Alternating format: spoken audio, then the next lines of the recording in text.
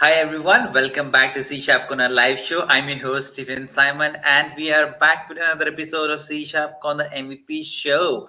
And if you are someone who is joining us for the very first time, we do this CSharpCorner MVP show every Wednesday at 7:30 p.m. IST and 9 a.m. Eastern. That's the time where we go live every Wednesday. And apart from this, we do a lot of other shows.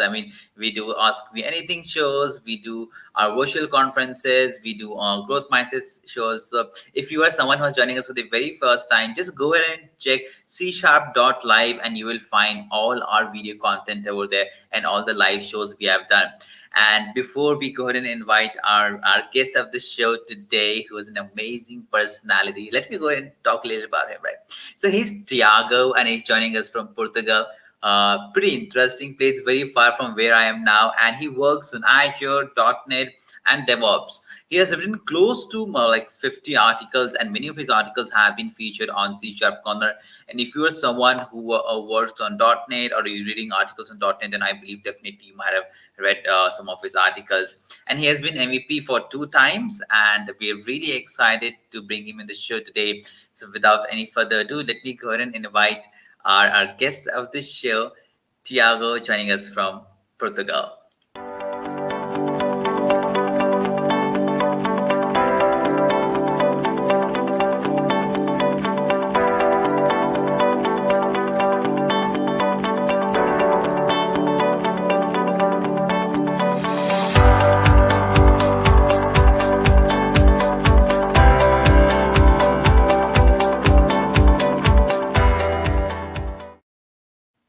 Hi, Tiago. Welcome to the live show. Hello, Simon. Nice to meet you. How are you?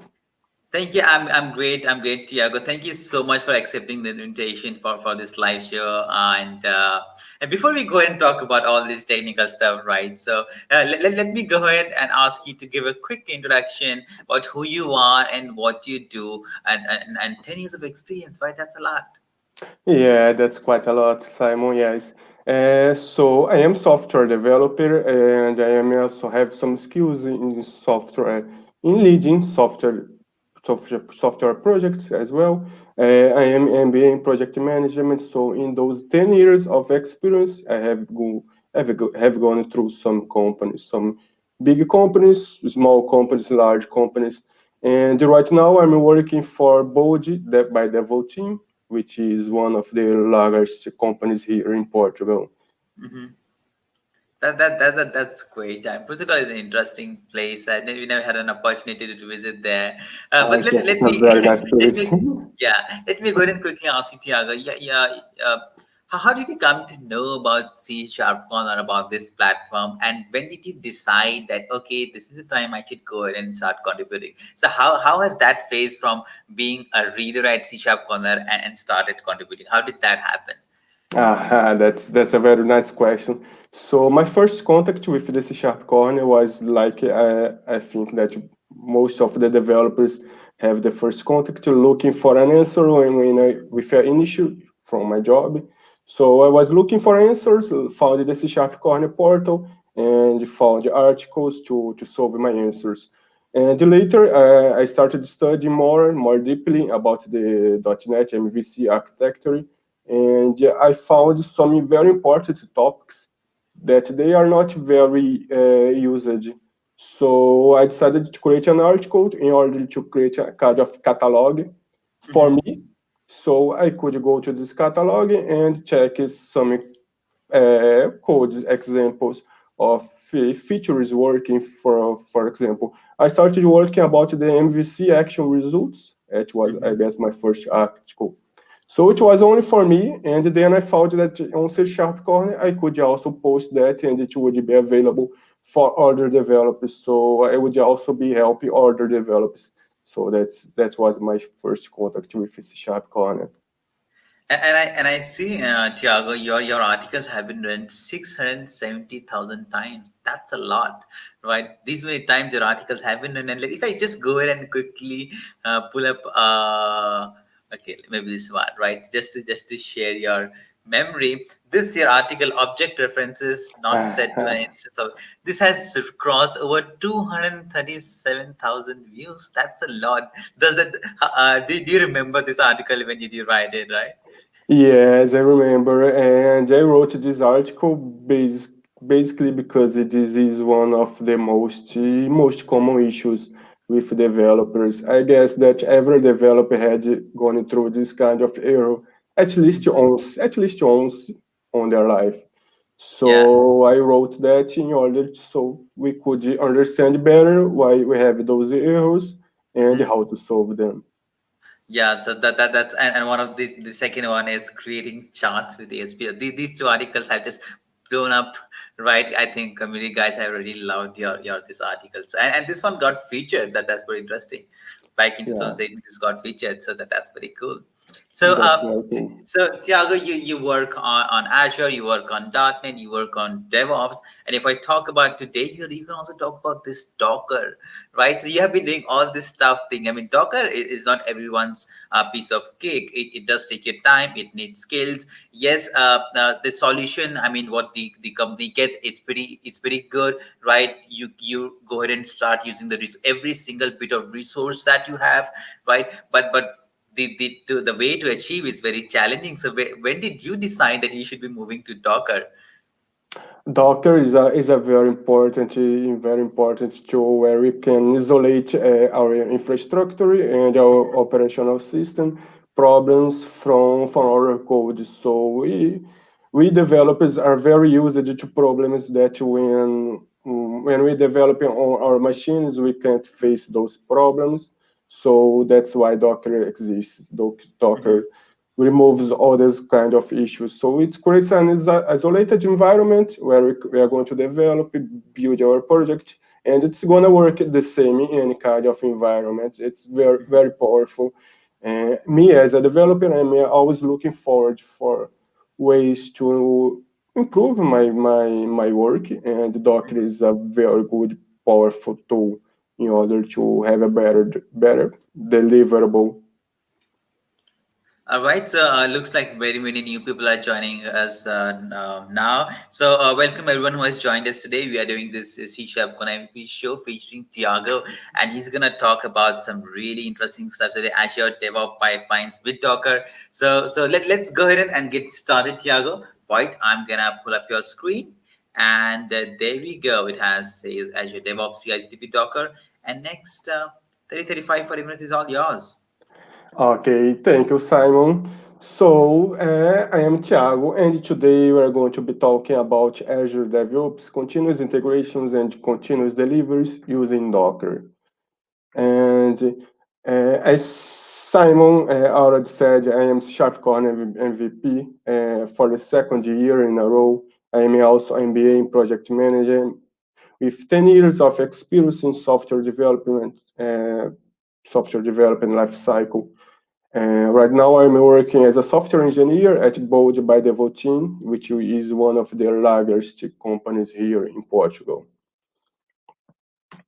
So today's agenda, we'll start talking about Docker, its concepts, and how to create a Docker image from scratch. And that's the most important component from Docker. That's the Docker file.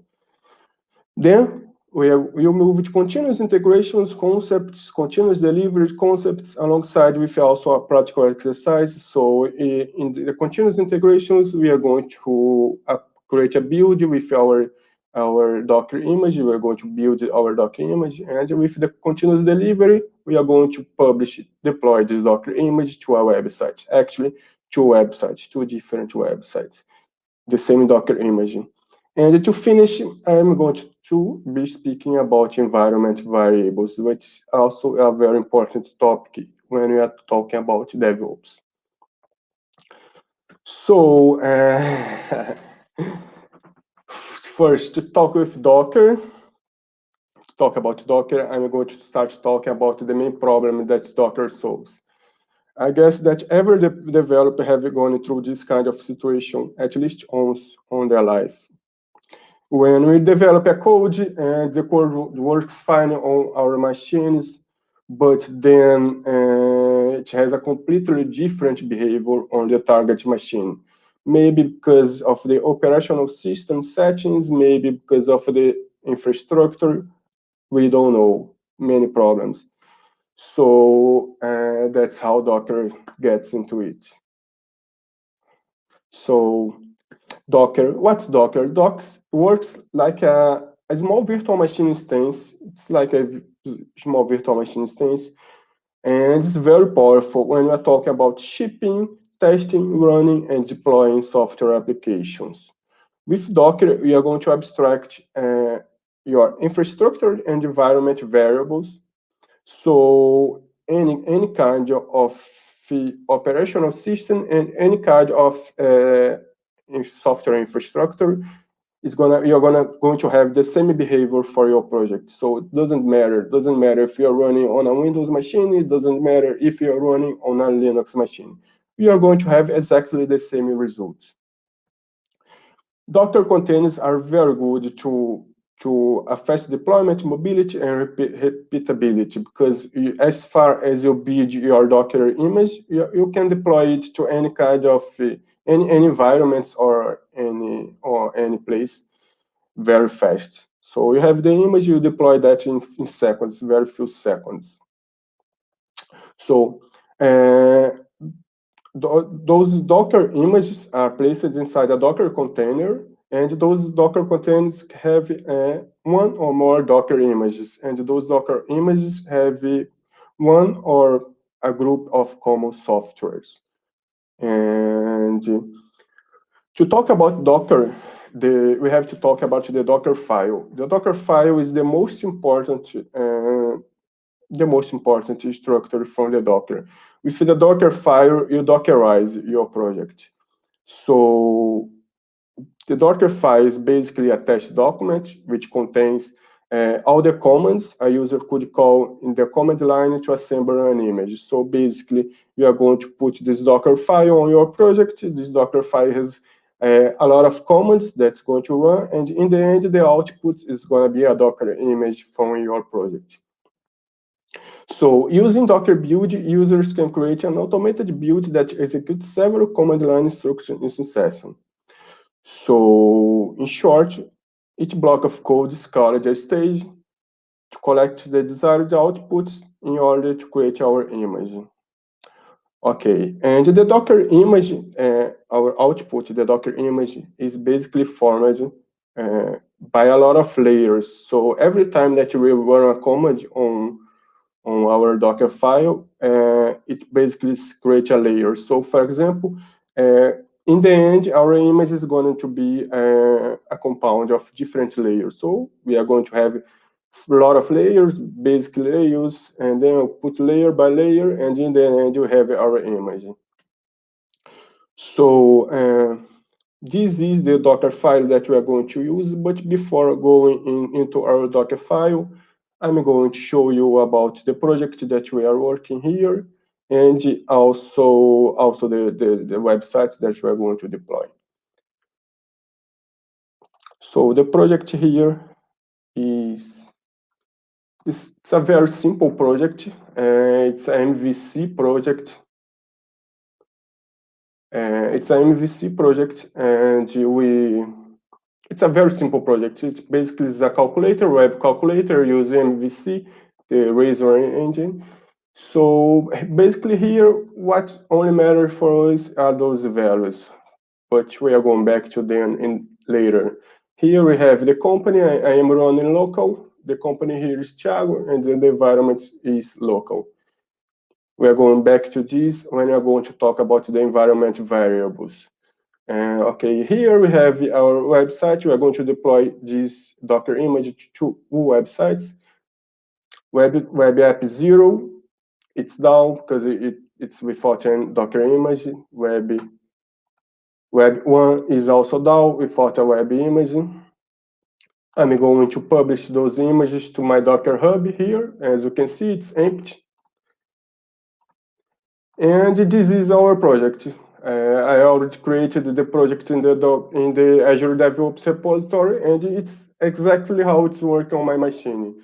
So how can I Dockerize this this project. It's very simple. The only thing that I have to do here is to upload my Docker file. So I'm going to upload my Docker file here.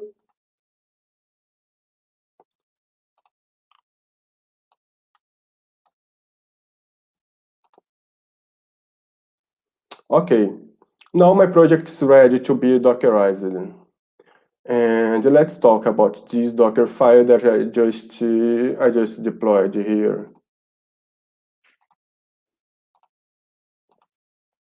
Oh, so the Docker file.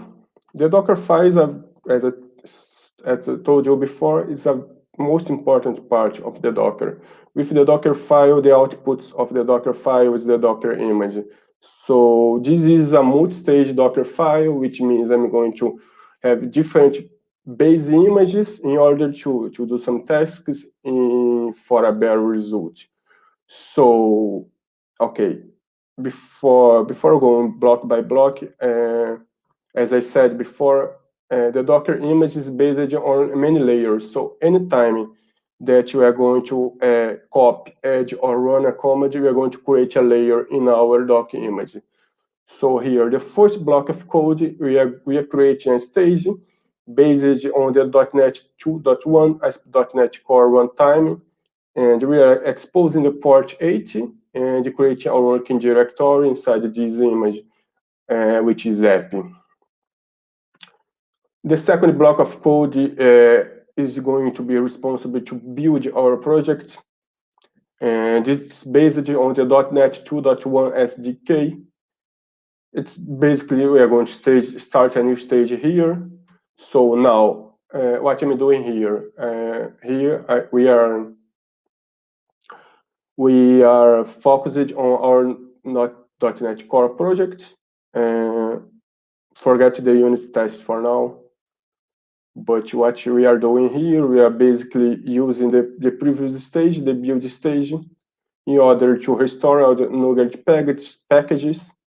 We are also copying everything from our project source, from our project, our source, from our repository. I could say that, our repository. So we are copying everything from our repository to inside the Docker image. And inside the Docker image, we are going to run the .NET restore commands in order to restore all the NuGet packages. Then we are going to run the .NET build command with the release configurations and output folder, the app folder.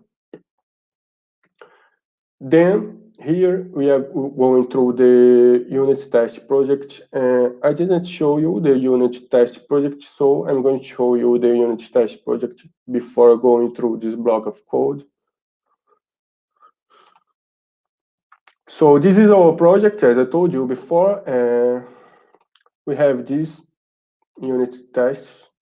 It's a very simple unit test. We have 2 unit tests only, which is going to validate the calculations. It's very simple, very simple. It was created using XUnit, very simple, very simple. So here, what we are going to do here. Here, first, we are going to create a label for this layer. So as I told you before, each layer, each command creates a layer. So here we are creating a label that's going to be used later. This label is test equal to true. It's only to be used later. So and we are doing basically the same stuff that you are doing before with the .NET project, the main project. So we are restoring the unit, the NuGet packages, and we are also copying everything inside our doc image, and then we are running the .NET test command. So this command is going to run your unit tests, and you put the output in those directories. So not only the unit test, but also the code coverage report. So here, it's only about the unit test project. We are going to create a label. We are going to copy everything inside the container, and from that container, we run the .NET restore, and then we run .NET tests. Later, we are going to create a new stage. This stage is a new stage, but it's based on the published stage. So the published stage, which was used before, no, on the build stage. The build stage, which was created here. So we are creating a new stage here, the published layer, the published stage. The published stage is going to have exactly the same layers that the build stage had. So it's going to inherit all the layers, and it's also create more layers. So basically, we got the build stage that had, I don't know, 3 or 2 layers, and then we create a new stage, and this stage inherits everything, and it's gonna add more layers on it. And the build stage is not going to be used. So here we are running the .NET publish command with the release configurations to the app output folder. Here, what it's going to do is basically it's going to pack our project and put everything in a folder. And the last command, what it does, it basically creates a new stage called final. This stage is also based on the base stage, which was created before here, which was the base stage.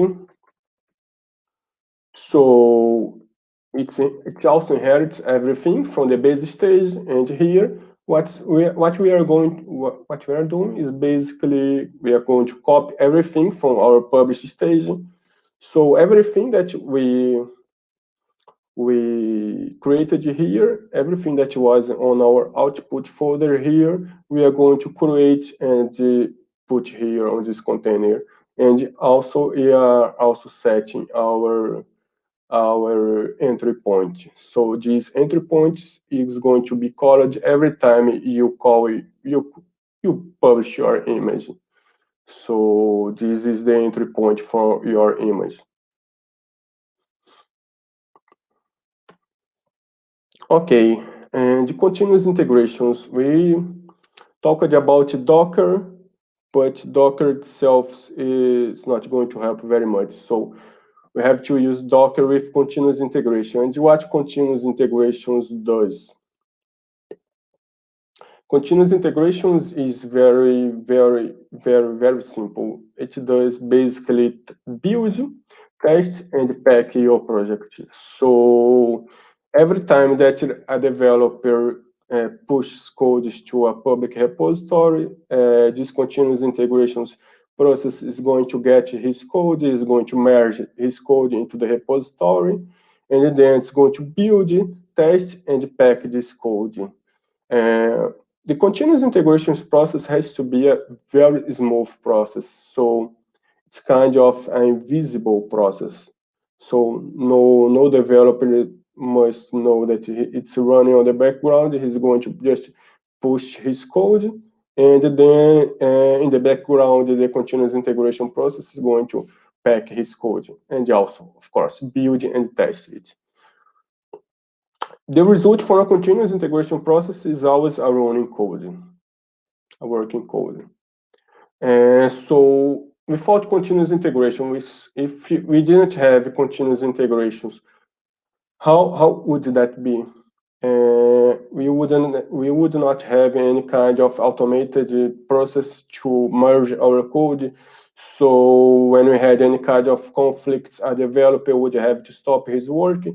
So he would fix all the conflicts, and we would also not have unit testings, and the packing would be manual. The developer would have to go to his machine and run some commands in order to have the pack to be installed in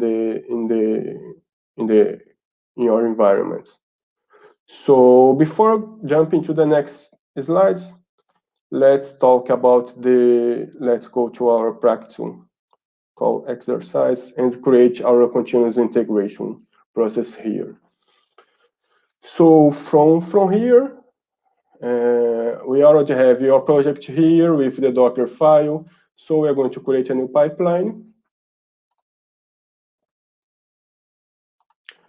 Here we select the repository. We are going to build a Docker image.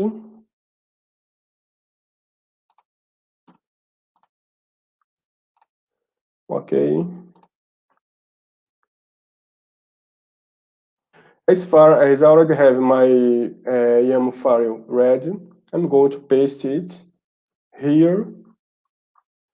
So those are all the steps that are going to be executed in order to build our project and to push our image to our Docker Hub.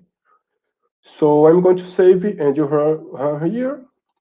So while it's running on the background, I'm going to go back to our presentation. So I will explain about the YAML file that was used before.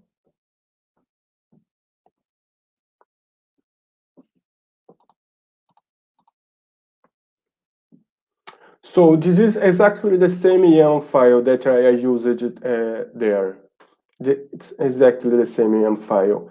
And do I use YAML files in our continuous integrations process? It's a very good file. As you can see, for who is used to JSON, you could see that it's kind of it follows the same kind of structure. So here, it's a very good kind of file to be used. So with this file, we can create a template from this, and from this template, we can deploy this template, this file, to other environments, or we also put this same template to deploy another project, for example. So here, I'm going to break down each block of code. The first block of code is responsible to create a variable. As you can see, we are creating a tag variable, and this tag variable is receiving the build ID, and this tag variable is going to be used as the tag of the image. Okay, so we are setting build variables and defining the image that the job will run. As you can see, we are using the Ubuntu latest image to run all those tasks below. The first block of code is responsible to build our Docker images. So remember the Docker file that we saw before? This process is responsible to build that image. So what this process is going to do, it's going to go through each step on that Docker file, and it's going to run that. We can see here container registry is set to Docker Vivas, and I'm going to talk about this later. This is connected to our service connection in Azure DevOps, and this service connection is responsible for connecting the Azure DevOps with my Docker Hub registry container. But I'm going to show you later about this. So basically what's going to do here, it's going to build your image, it's targeting my repository, Vivasta DevOps. I'm going to show you here.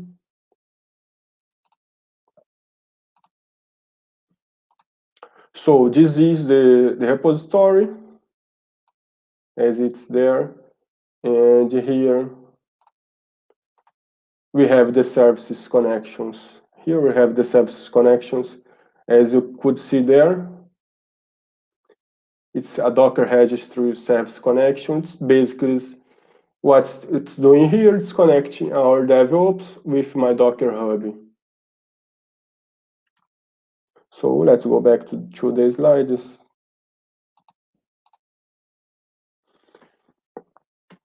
Okay, the second block of code, it's a script. Remember in the Docker file where we created a label for one of the layers.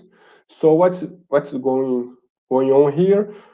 We are accessing that layer in order to export the test results that were generated on that layer. So we are accessing that layer. We create a new container based on that layer, and from that container, I'm just exporting the test results folder to a test results folder in my build directory. So it's going to be accessible for the build to reach those results. And then I'm deleting the test container. Okay, in this block of code here, we are handling to publish the test results and the code coverage reports. So in the previous steps, we in the previous step, we got the results from our Docker image and exported that to our build source directory. So now what we are doing here, we are exporting, we are publishing those results. So the first task is publishing the test results, and the second task is publishing the code coverage report. Just that. Okay, here we have the last block of code, and what's going on here. Actually, you would not need all those 3 tasks. We have 3 tasks there, but you actually would only need one. That is the last one. Those 2 first tasks, one, I'm logging out from my container hub, and the second, I'm logging in. So why those tasks?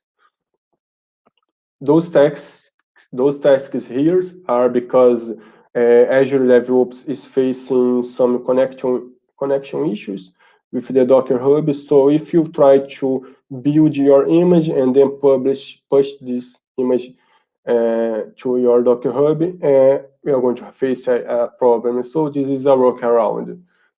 So in a normal scenario, we would not need those 2 steps to log out and log in again from my Docker Hub container registry. And in the end, I am pushing the Docker image to my Docker Hub container. Okay, so let's go back to our build. At this time, it's probably finished.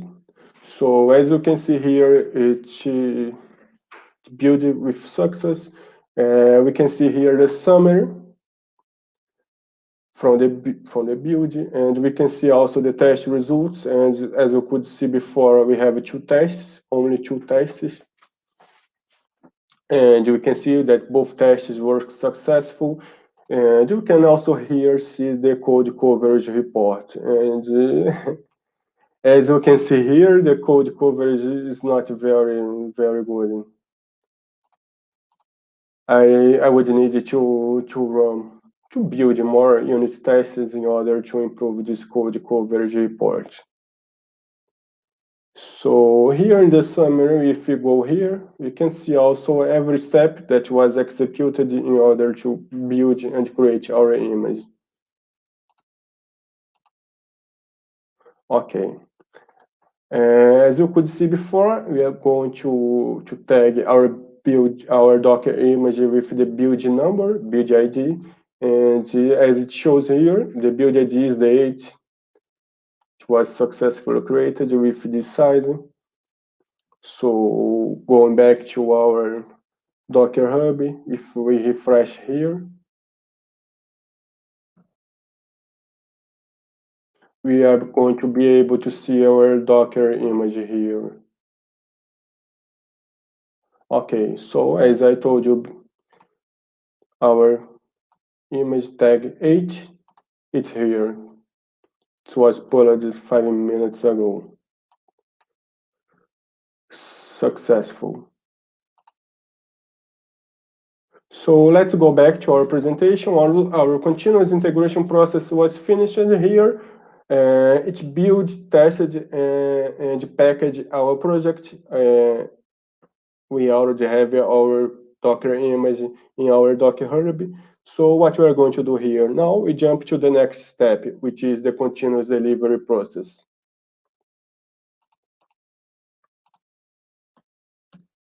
Okay, what's the continuous delivery process? The continuous delivery process automatically deploys and tests code in multiple stages to help drive quality. So it's the continuous delivery process is basically going to get your artifact that was generated before with your continuous integration process, which is your artifact is your output from your continuous integration. So it's going to get this artifact and it's going to deploy in your website. So with continuous delivery, we guarantee that we have the latest code, that your code is tested, and everything should work fine. So it's very basic as well.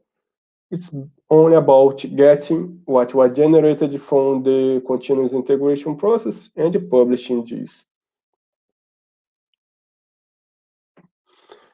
So what about working without continuous delivery? And that's a very challenging situation. I have already worked on some jobs like this without continuous delivery, and it's a manual process.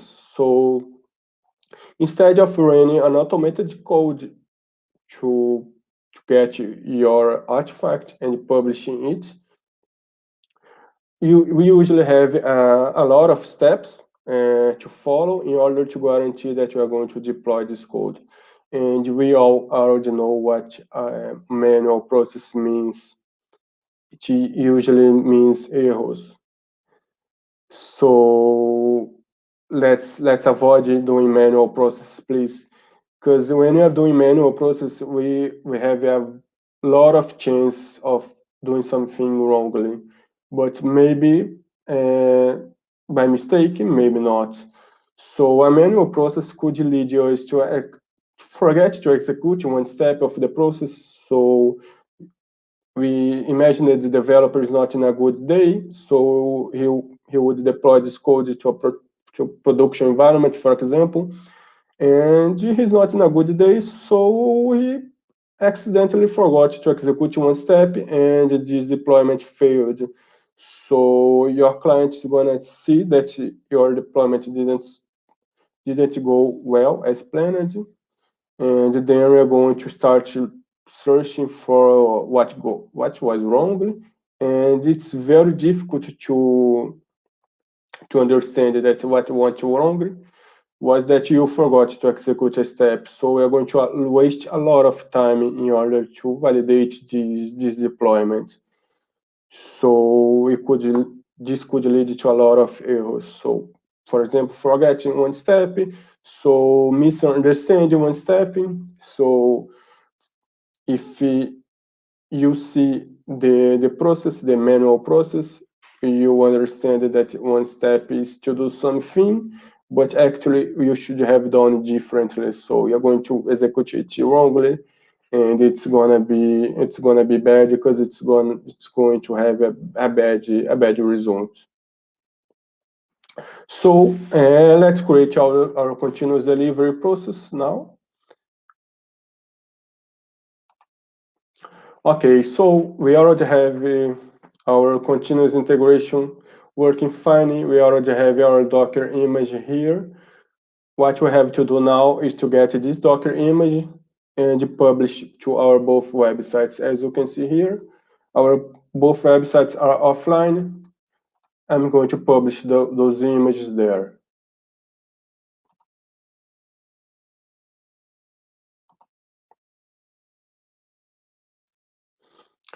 Okay, so from releases, create a new pipeline.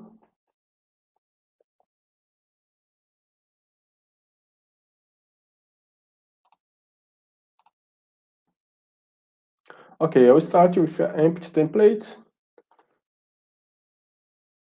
I'll select the artifact, and the artifact here is going to be the building. So every time the build runs with success, I'm going to run the continuous delivery process. So I'm going to enable the trigger here. So every time the build is successful, I'm going to run the continuous delivery process. So I'm going to deploy those images in our websites. Here, let's add a task here. Okay, let's change the agent here for a Linux one. As our websites are hosted by Azure, I have to select its specific task in order to deploy to our Azure app service. So I'm going to be using the app service deploy task.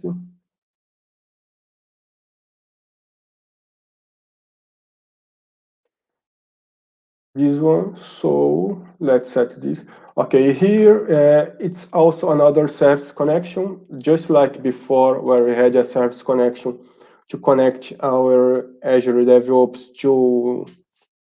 to our Docker Hub container registry. Here we have another service connection that is connecting Azure DevOps with my Azure subscription.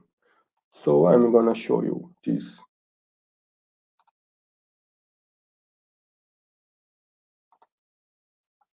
So here, if you go to service connections, we are going to see the service connection here. It's a very basic one as well. It's just to access my resources inside my Azure subscription.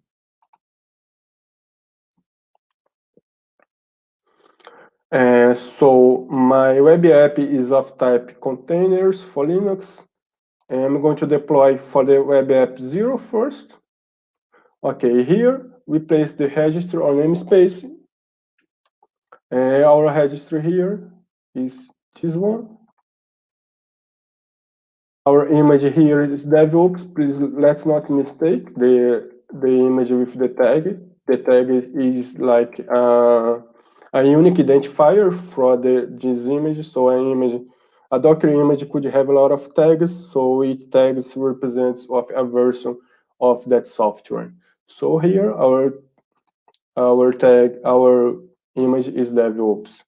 And the tag, remember that we used before to set the tag with the build ID. So here again, in order to install the latest version, the latest available image, we are going to use the build ID as well. So I'm going to place here the build ID. Okay, everything set. And okay, I'm going to, no, I'm not going to save. We set everything up for the web app 0, but we also have the web app 1. So what I'm going to do here, I'm going to clone this task, and here I'm just going to change the target website. So instead of installing on web app 0, I'm going to install on web app 1. So okay, it's everything all right. So every time that our continuous integrations process runs with success, our continuous delivery process is going to be triggered in order to install those artifacts generated from our continuous integration. So here we can also define some gates in order to validate, but I'm not going to use them. So I'm going to install on the first website, and then I'm going to install on the second website. Okay, I'll create the release here. And while it runs on the background, we are going back to explain about environment variables. So let's wait it to run.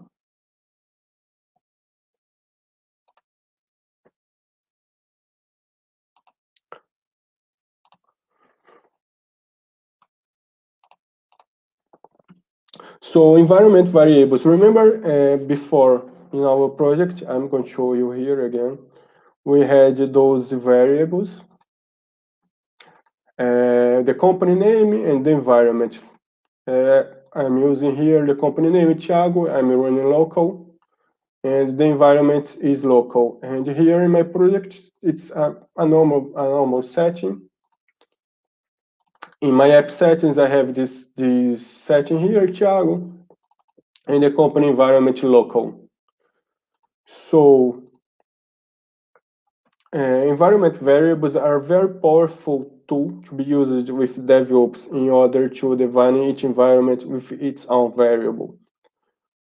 And we are not going to expose those variables to other environments. Imagine that we have two clients, client A, client B, and those clients, they have their own specific environment variables, connection strings, secrets, and the client B cannot see those same secrets, cannot see his connection strings. So we could handle that with environment variables. So with environment variables, even your developers are going to see those secrets or connection strings because they are going to be applied exactly for each environment. You could apply environment variables to some levels. For example, as I showed you before, I'm applying the environment variables on my app settings level, on my Visual Studio project. So every time that I run this project local, I'm going to see those environment variables. But I could also use those environment variables in my Docker level or also my host level. And the priority here is always as close to the host as more important your environment variable is. So what does that mean? It means that, for example, if I have one environment variable in my local, and then I run a command on my Docker to override this environment variable, this environment variable is going to be overridden. But if I have another environment variable with the same name in my host, this environment variable is going to be overridden as well. So as close to the host as more important this environment variable is, so this is going to be displayed. And it's also very good to avoid mixing configurations between environments. As a developer, sometimes we have to debug problems in productions, for example, problems in another environment. So what we usually do is to get the production connection string, and we apply this connection string in our environment, and then we start debugging the code. We fix the code, we fix the problem, but sometimes you could also forget to update this connection string. So you are going to deploy your code. When it gets to development, you are going to test it, and then you're going to realize that you are testing against the production environment, the production database. It's going to cause a lot of mess. So to do not have those mistakes, you could have your connection string set by environment variable that's going to place those variable correctly in order to never mistake those variables. Okay, if you go back to the project, it probably have already finished the release process.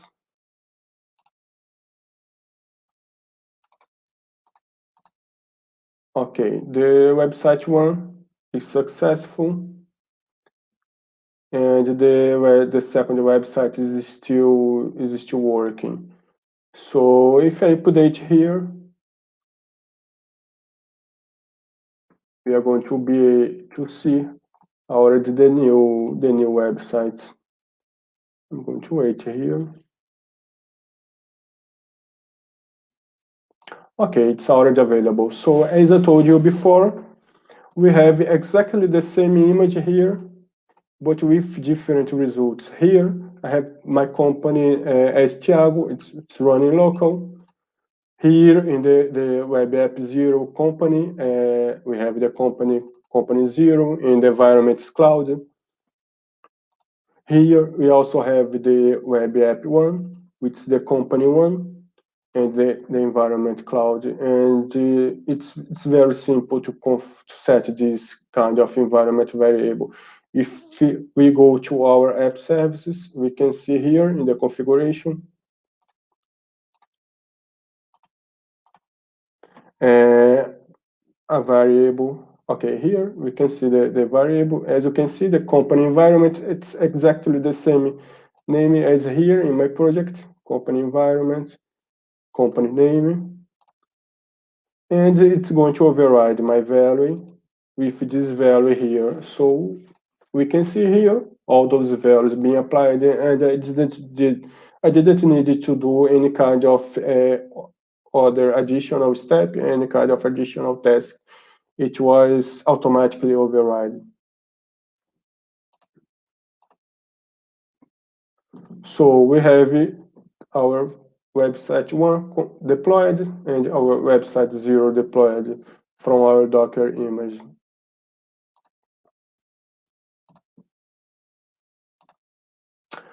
So I hope you enjoyed. That's all for today. So in this exercise, we could create the Docker image from scratch. We could deploy, we could push our Docker image to our Docker Hub, and from our Docker Hub, we could grab this image and push to our environment. So that's all for today. I hope you enjoyed it. And if you have any questions, you may find me on those social medias. That's it. What was an amazing session, Thiago. I think you covered the entire ecosystem, right? You just created a whole new project in front of us, right? Starting from very scratch. You just everything you did was inside this last 45 minutes. That was fantastic. We have a few couple of questions coming in from just let me know if this makes sense, right? One question is, I'm using Azure DevOps to build and publish my Docker image. How can I pass arguments while doing build and push using Docker task? Okay, that's a very good question. You can pass arguments running maybe those built-in tasks. They are not available to pass arguments. So probably what you have to do is you're going to have to push your image manually so you can pass arguments. Okay, I think hope this answers the person. Definitely a lot of new people joining us even now. People really loved it and uh, your Thank session. you. And there's couple of more questions. I know it has been a long session for you, but just to make sure we answer as many as possible. This question is, how to run a Docker image in Azure DevOps agent with Docker Task V2? That's a very great question. I'm not sure. I can research about this and I will answer you later. Yeah, I mean, definitely whatever you thought went over my head because it's not a topic everyone goes ahead and talk every other day, Yeah. because this is a very niche topic and very handful set of people work on this. So definitely, I think hopefully we can go to the final question that we have for today. The final question that we have coming is how to have conditional image tags on Azure DevOps build YAML pipeline. Conditional image tags. Okay, in our AM pipeline, we can configure scripts. As I showed you before, we have a block of scripts that I'm using that to export the test results and the code coverage. So we can run scripts in order to apply your conditional statements and create your image tags. I guess that answers that. Perfect. I know you're the expert, right? Apart from this Docker and Azure thing, I see, Thiago, you have been posting a lot of articles that talks about is it 204 exam. What is it? And I don't know what is it 200 exam anyway. Okay, this exam was in my backlog of things to study for a long time ago, but I couldn't find time to study that. And thanks, very huge quotes here. Thanks to this quarantine, thanks to this pandemic, I could find time as far as I'm working remote from my house. Mhm. So I could find time to keep studying, and so I decided to invest a lot of time to study. And for me, the best way to study is to create an article. So I have to go deep in any kind of concept and create practical exercises. And for me, it's the best way that it works to study, because studying is very boring, you know. Sometimes when I'm studying alone, I usually end up sleeping. So creating articles is a very good way to study. Definitely, definitely. A lot of people loving your session today. As I said, very Mhm. niche content and very nicely done. I was just looking at it. I couldn't get it, but definitely it was very nicely framed. Thank you, Paritesh. Thank you so much. We have one question coming in from Ashwini. He says, "How can I integrate my release pipeline in YAML file format, similar to what we did for build?" I guess the release pipelines are not available on YAML format yet. They are only available on that kind of wizard tasks. So we hope that Azure DevOps also give us this opportunity to use the release pipelines with EM in the next coming days. Come. Mhm. Okay, Thiago, as I see, like people are often asking about a question a lot about this stuff. What are some of the resources that you share to go and learn this, and what are some of the articles, or where do you go to go ahead and find when you face problem while you're working with this Docker with Azure DevOps? What are some of the best resources you would like to share? Okay, I have some articles talking about those. I don't have an article going through all those processes, but I have an article explaining how to create a Docker image, and I have also some articles explaining how to create continuous integrations and continuous the delivery pipelines using other other projects.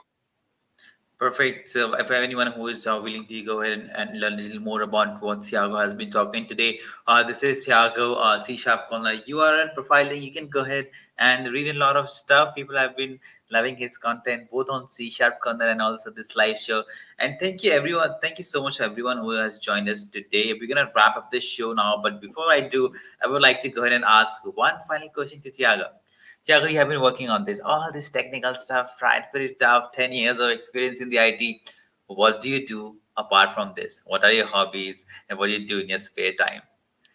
Okay, people usually do not believe that one of my hobbies is to study and go deeper on those technologies.